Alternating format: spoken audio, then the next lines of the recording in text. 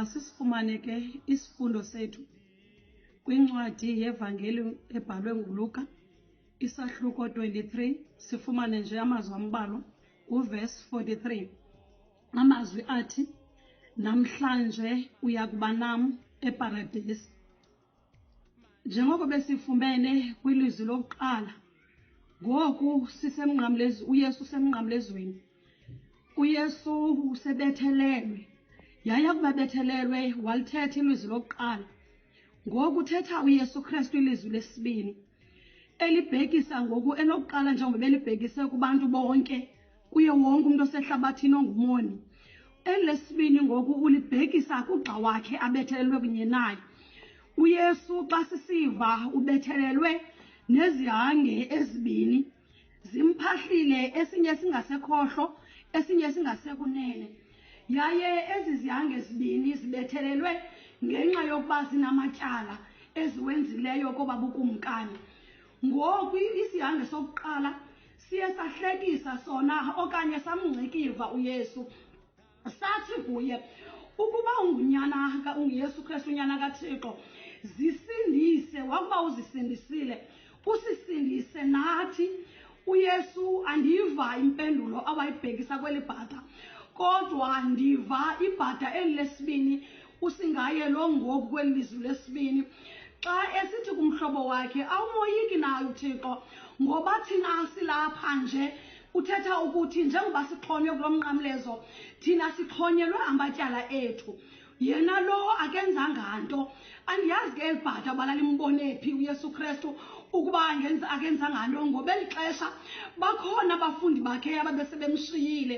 Akhona abantu ababemlandela ababekhona xa wayesenza imimangaliso, kodwa babesebemshiyile. Andanoba baye bathandabuza kuyena akubethelwe emnqamlezweni, kodwa luneli bhaca ngoku limile lithi lo akenzanga nto. Uthi Yesu uthi uphendule ngokoba buthuba akuva eli bhaca abone nokholo lwalo. Uthi kwanamhlanje uyakuba nam eparadesi. Uthembisa eli bhaca ngoba eli lizwi lesibini lilizwi lesithembiso. Isithembiso esibhekiswa kumoni ofana nam nawe, rhamente yasekhaya.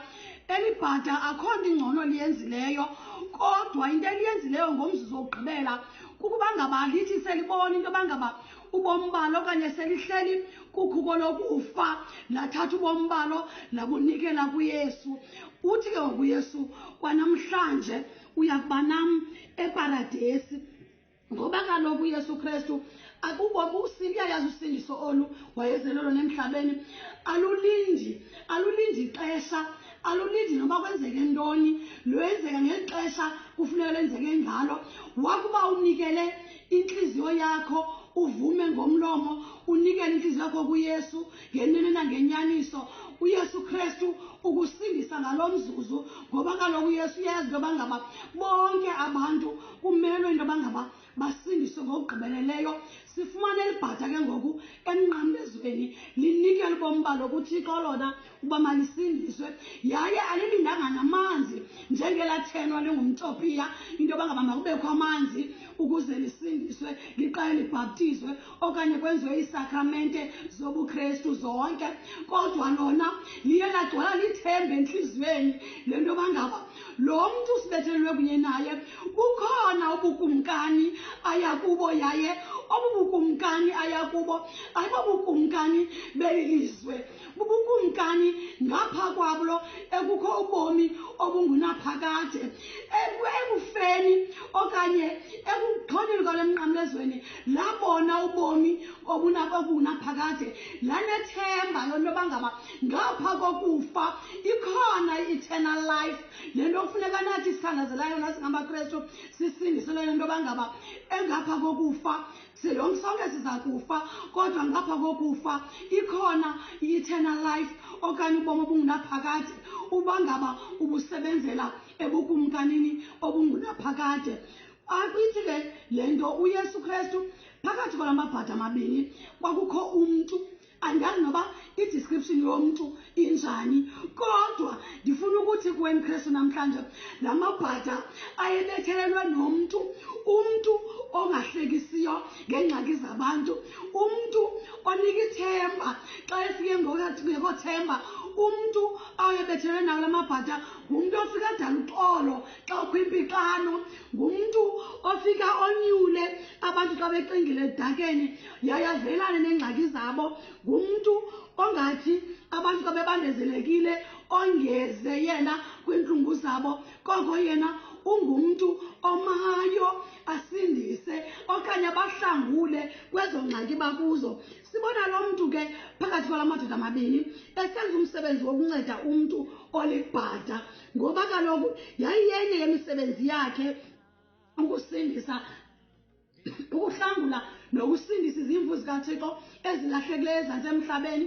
UYesu Kristu ke kwasekuqaleni kokuza kwakhe siyayikhumbula kakuhle, weza ngokwesitali samahashe. Abahlobo bakhe apha esitalini samahashe yayizizilwanyana ezingajongelwanga entweni. Nangoku sewenzile umsebenzi wakhe emhlabeni, xa sebethelwe emnqamlezweni ubethelwa nabantu abangaboni.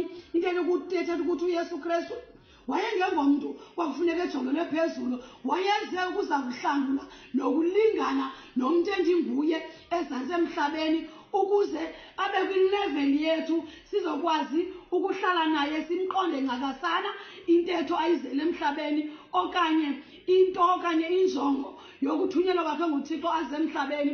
UYesu Kristu ke yindoda enjalo, nangokaphendulayo athi kwanamhlanje uyakuba nam eparadesi, uthetha ngento ayaziyo, uthetha uyamqinisekisa lo mntu, ngoba kaloku kwiingxaki ezibuhlungu zeliphakade nathi namhlanje uYesu Kristu usemile, yaye nganathi nangawuphi umzuzu uba nje singavuma ngomlomo sikholwe ngeentliziyo zethu sinikele ubomi bethu kuThixo, uzawuba nathi.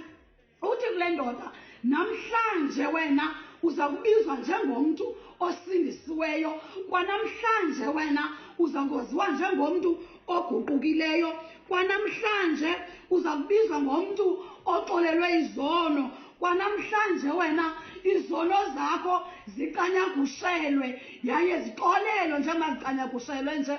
Akusekho nto kumele uphinde uyenze, ugqibile kwanele. Ithi ke loo nto maKristu, kumaKristu esingabo thina, yintoni esiyenzayo ukuzondelela ubukumkani obungunaphakade?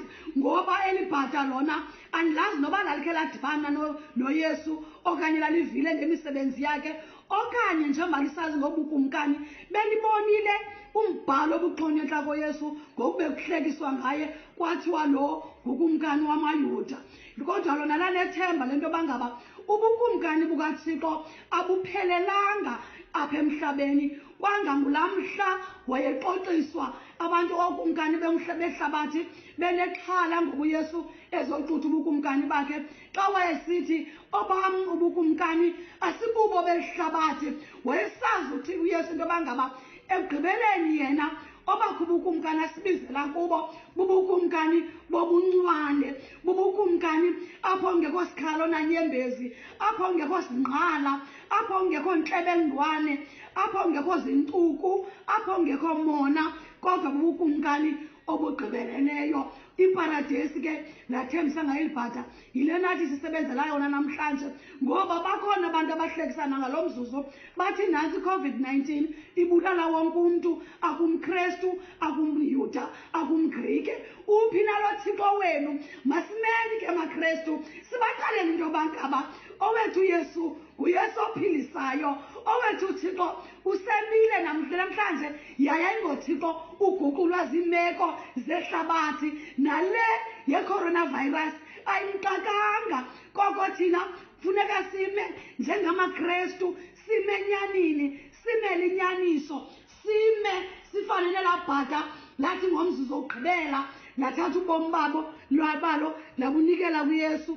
Ewe, asizukuphendulwa ngalo mzuzu, kodwa ekugqibeleni sizawuphendulwa. Yiloo nto funeka simile ke thina sixelise uYobhi owathi naxa izinto zakhe zonke zisifa zithi izinto zakhe zonke zingalungi kuba ngasa eva imiphange yohlukeneyo nezinto ezibuhlungu ngezinto wayenazo zomhlaba kodwa zangalahli ithemba uYobhi wema yena wasuka wathetha njengomKristu wathi ke mna ndiyazi uba mhlawuleli wam uhleli wosuke eme phezu kwegade lehlabathi eli nangala mzuzu wale virus maKristu uzawusuke ema wethu mhlawuleli eme ngoba ungumhlawuleli ophilayo ungumhlawuleli onika ithemba ungumhlawuleli omayo kuthi nota amalwandle evuthuza amaze zamazama zithi umhlaba uguquguquka kodwa yena uThixo wethu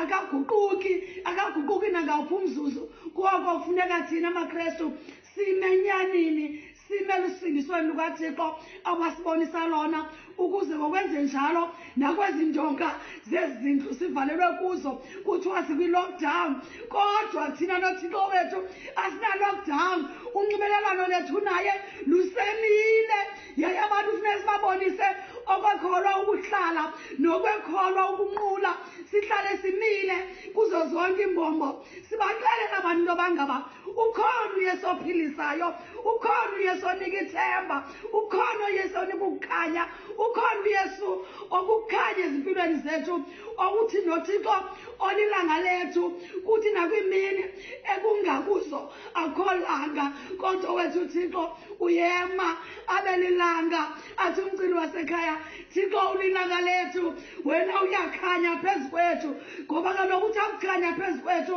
amane sibonisa ezezulu izinto masihambeni ke maKristu masibaxelele nabantu bangaba nakule ipasika noxa nje indlela eqhutywa ngayo ingafani nezinye kodwa yena uThixo isenguThixo usemile ungulaa Thixo ebenguyizolo ulaa Thixo unguye namhlanje useza kuba kulaa Thixo omnye nakwimihla ezayo ngoku kude kube ngunaphakade amen.